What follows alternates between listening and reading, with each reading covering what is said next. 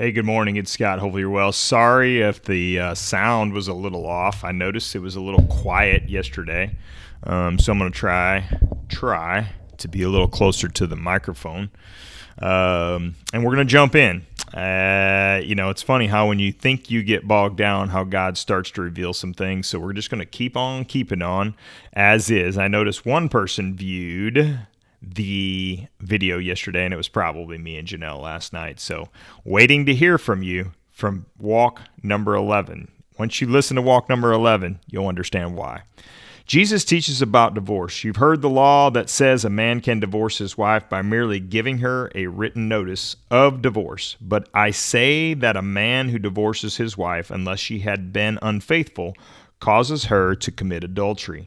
And anyone who marries a divorced woman also commits adultery. Now, here's the thing I want you to start to think about. If you didn't listen to 11, stop this video, go back and listen to 11. You'll find out why.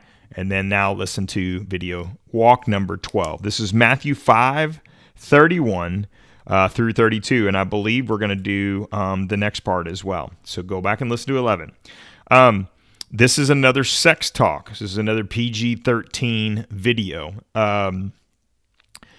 Isn't it interesting how when Jesus refers to divorce, he refers to adultery, which, again, is a sexual sin. So it's interesting.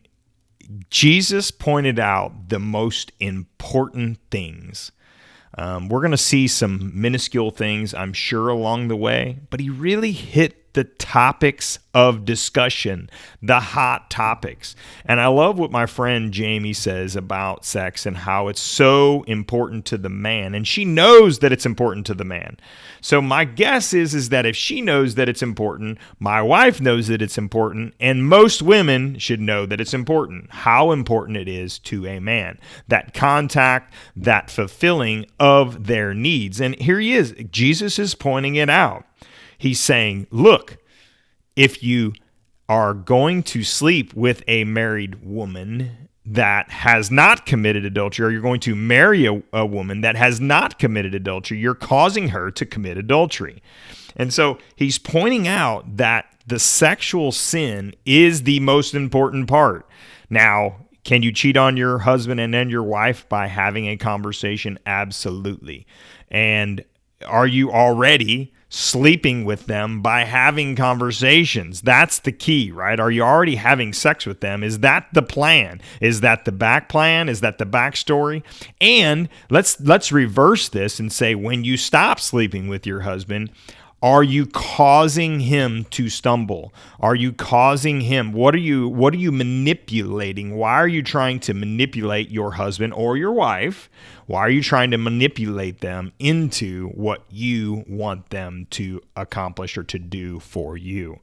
So good foods of thought, good stuff. And just to think about, it's specifically calling out the sexual sin, which appears to be the most important thing that Jesus wants us to pay attention to.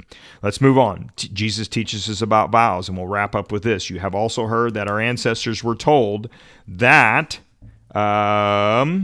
you must not break your vows. You must carry out the vows that you make to the Lord. But I say, do not make any vows.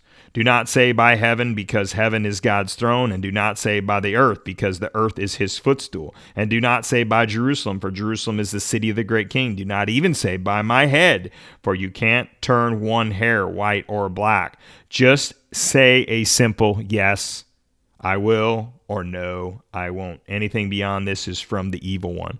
So I definitely learned a lesson from this. I had a young man in my mentorship program that said, Scott, I can't promise that. I can't promise that because my mom is driving me out here. I can't make a vow. I can't make a promise.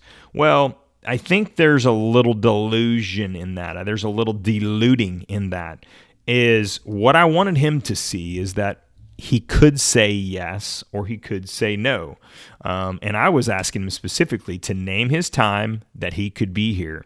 And don't get caught up in that you can't make a promise because you can.